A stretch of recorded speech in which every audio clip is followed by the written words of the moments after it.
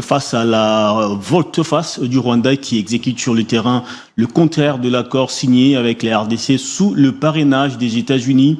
Des réactions fusent de partout pour exiger du parrain des mesures contraignantes à Kigali.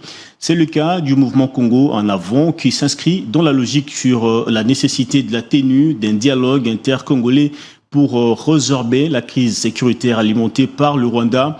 Son président national Kasongo Kalalo réitère cependant les principes dictés par le chef de l'État qu'il n'y aura ni brassage ni mixage à l'issue de ces dialogues. Il a réagi au micro de Lionel Kioni et Riva Ilanga. L'implication du Rwanda dans la dégradation de la situation sécuritaire dans l'est de la RDC se dévoile du jour au lendemain à l'aube de l'accord de paix scellé avec la RDC à Washington. Hormis la résolution 2773 des Nations Unies qu'il ne cesse de fouler aux pieds, actuellement, c'est le tour de l'accord de paix de Washington qui est en train d'être torpillé au su et au vu de tous, sans scrupules et sans état d'âme. Une situation qui appelle à l'implication sans faille du médiateur américain, d'après le président du mouvement Congo en avant, Kasongo Kalalo, qui s'est exprimé au micro de nos reporters. Paul Kagame n'est pas du tout un interlocuteur sérieux.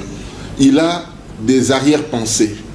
Il a un plan derrière tout ce qu'il est en train de faire. Ce qu'il nous présente le jour, ce n'est pas ce qu'il lui il fait la nuit.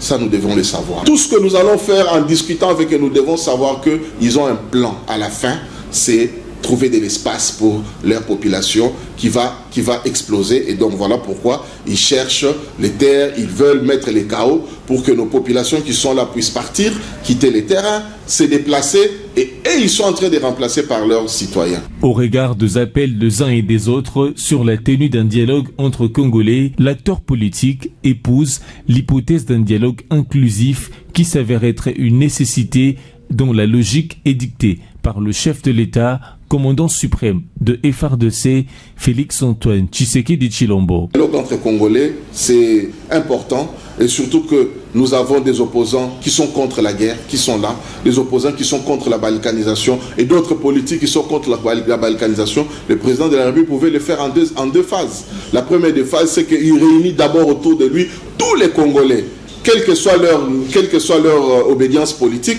mais tant qu'ils ne soutiennent pas ceux qui sont dans la guerre. Ça peut se faire un dialogue autour de cela et en plus former un bloc maintenant compact pour que nous puissions affronter les autres qui sont de l'autre côté, même les brebis égarées. Ça veut dire qu'il y a des Congolais aussi qui sont de l'autre côté, que nous pouvons approcher à un moment donné, c'est des Congolais. Mais si nous sommes déjà un bloc avec les autres Congolais qui n'ont pas été corrompus par le Rwanda ou utilisés par le Rwanda, ça va nous donner de bonnes perspectives dans le dialogue que nous pouvons organiser. Dans l'opinion, deux voix se lèvent de partout pour solliciter du chef de l'État la convocation du dialogue inclusif pour amener la paix en RDC.